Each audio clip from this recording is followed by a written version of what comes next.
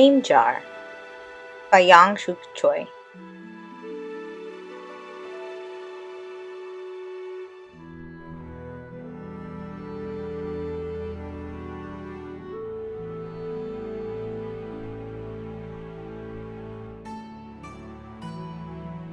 For Sunan Lee, my mother, and thanks to Tracy and Michelle.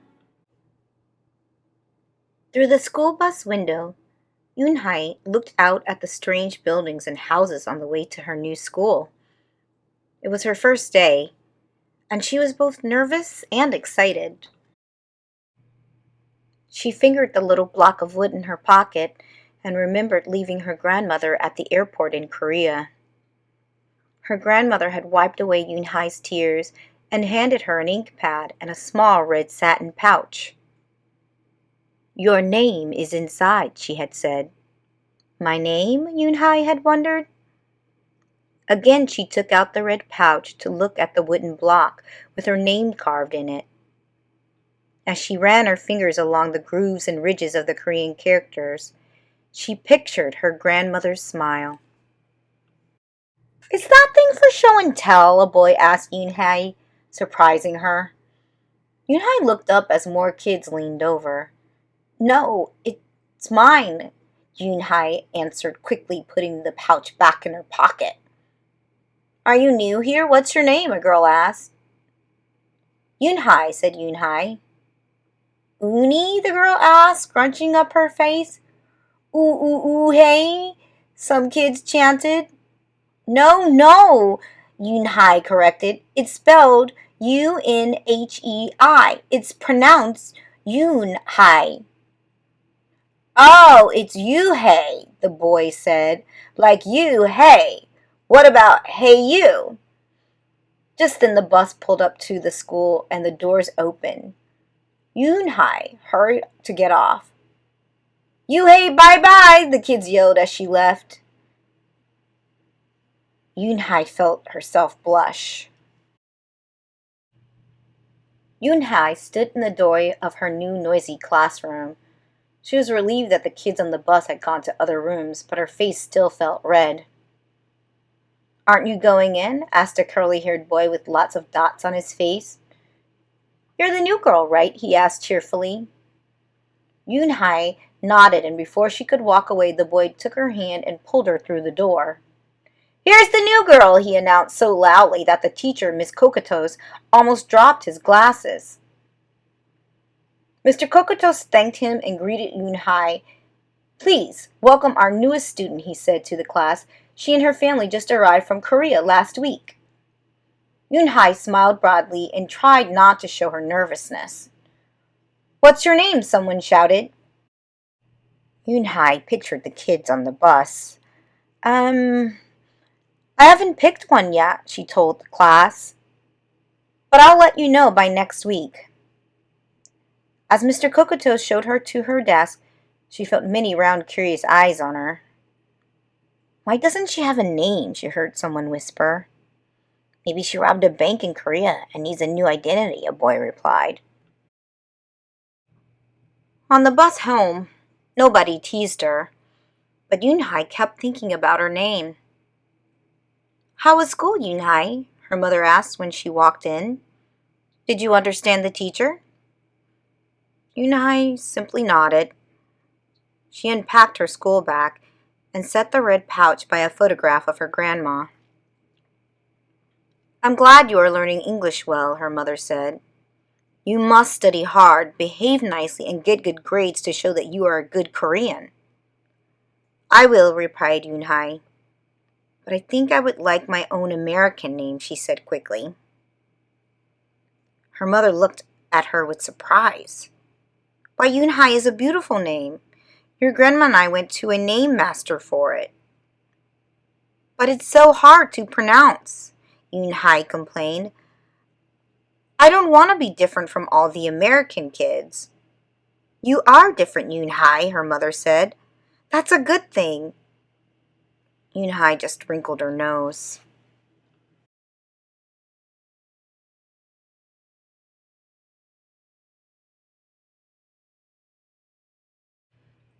Later that day, Yoon-hai and her mother went grocery shopping in their new neighborhood.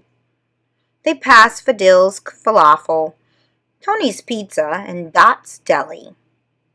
A big graffiti-painted garbage truck roared like a lion as it took off down the street. Nothing sounded or looked familiar until they got to Kem's Market. The sign was in both English and Korean.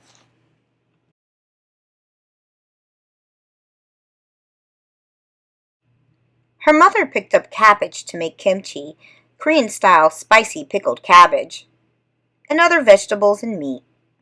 She also found some seaweed, Yoon-hai's favorite, for soup. It made Yoon-hai smile. Just because we've moved to America, her mother said, doesn't mean we stop eating Korean food.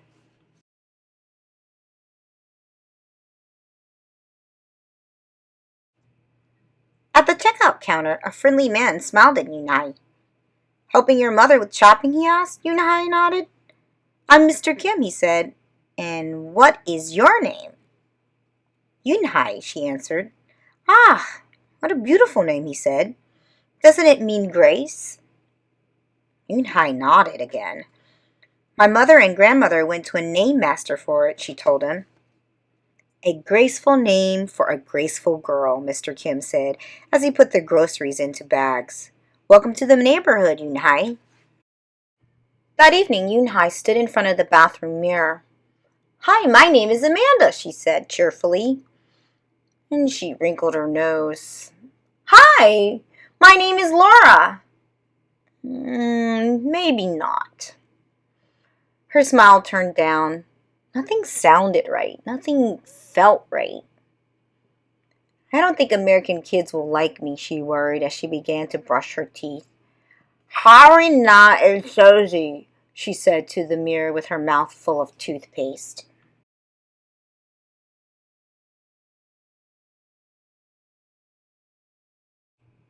The next morning, when Yoon-hai arrived at school, she found a glass jar on her desk with some pieces of paper in it.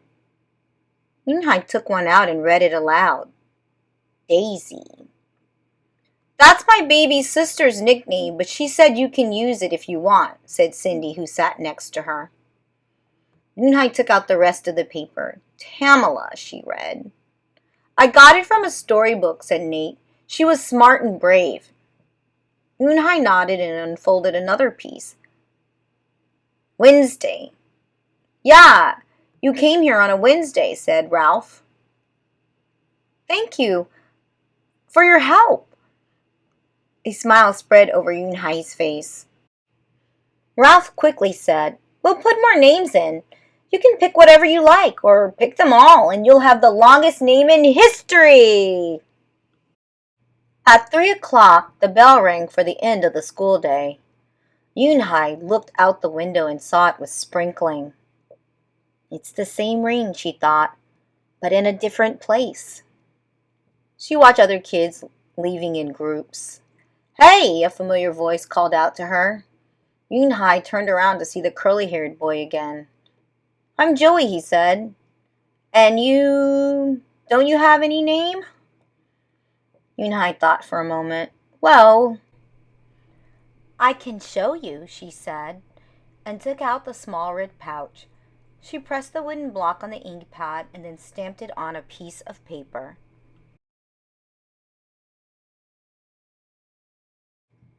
This is my name stamp, she said. My grandma gave it to me.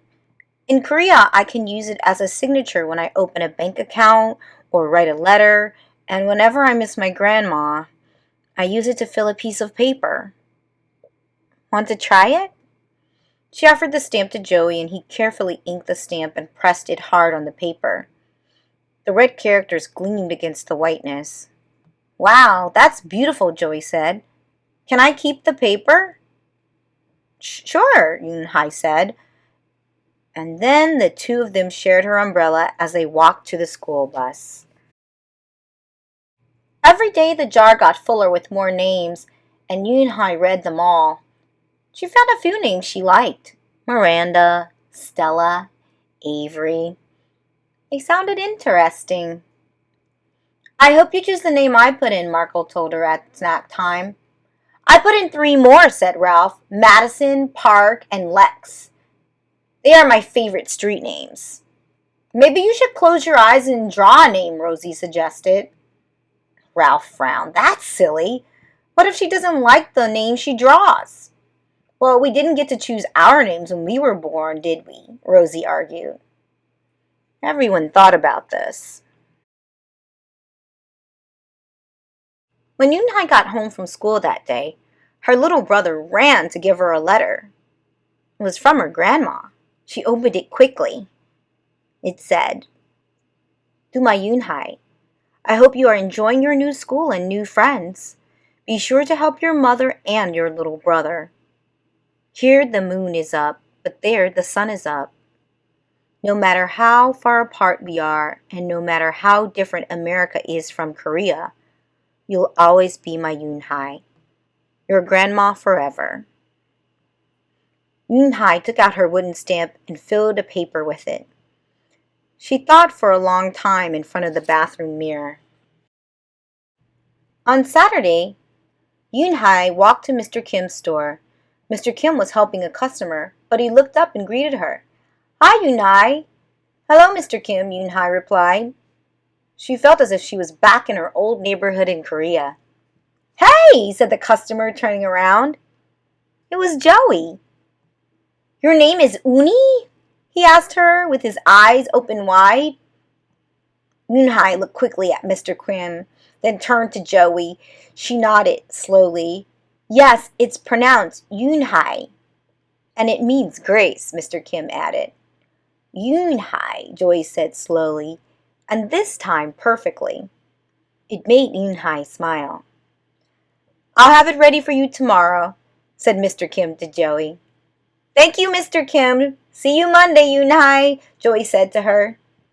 He left before she could ask him why he was at the store. On Monday, Yunhai came to class early to look at the names one last time. But the jar wasn't on her desk. Instead, there was just a single piece of paper. Paper with a name on it. Yunhai slipped it in her pocket. Where's your name jar? Ralph asked as soon as he saw it was gone. I don't know, Yunhai said. It wasn't on Mr. Kokoto's desk or on another desk. And it wasn't on the counters or any of the shelves. As other kids arrived, they helped look. Soon Mr. Kokotos came in and Ralph shouted at him, The name jar is gone! The jar with all the names in it! Gone, Mr. Kokotos replied. With a look of concern, he asked, Yunhai, did you get a chance to read all the names? Yunhai nodded. She took a breath. I'm ready to introduce myself, she said. Yunhai wrote her name in both English and Korean on the chalkboard. I like the beautiful names and funny names you thought of for me, she told the class. But I realized that I like my name best, so I chose it again. Korean names mean something. Yunhai means grace. Grace! Grace! Yunhai! Shouted Ralph. Everyone tried to say it. Yunhai, Unye, Unhei. Yunhai said her name again, slowly and clearly. Soon the kids began to say it better, even Mr. Kokotos. They applauded Yunhai's choice. I was named after a flower, Rosie whispered to Yunhai. Lots of American names have meanings too, Mr. Kokotos reminded everyone. When the class was dismissed, Yunhai heard her new friends say goodbye. Bye, Yunhai. See you tomorrow. Goodbye, Yunhai. Yunhai said goodbye and then looked around for Joey. But he was already gone. Yunhai! Yunhai, come downstairs! Mother called up to Yunhai. Your friend is here. Yunhai rushed down to see who she meant. There's to Joey. And in his arms was the name jar. Where did you find it? Asked Yunhai breathlessly. Joey looked embarrassed. Well, I took it, but only because I wanted you to keep your own name, and you did. He reached in and pulled out the names. Do you want to keep them? He asked. Thank you. I'll keep them as a souvenir, Yunhai said happily. Then she pulled out the piece of paper from her pocket. Do you want this back? Joey grinned. You can keep it. I'll return the name jar to the class. Maybe you could put some Korean nicknames in it for us. Names with good meanings. I could do that, agreed Yunhai. I've already got a Korean nickname, Joy said. Mr. Kim helped me choose it. Carefully, he pulled a small silver felt pouch from his pocket. Then he took out a dark wooden stamp with beautiful Korean characters carved sharply into it. He pressed it on the ink pad and then on the piece of paper next to her name. Chingu, read Eunhai. That means friend. And Chingu smiled back.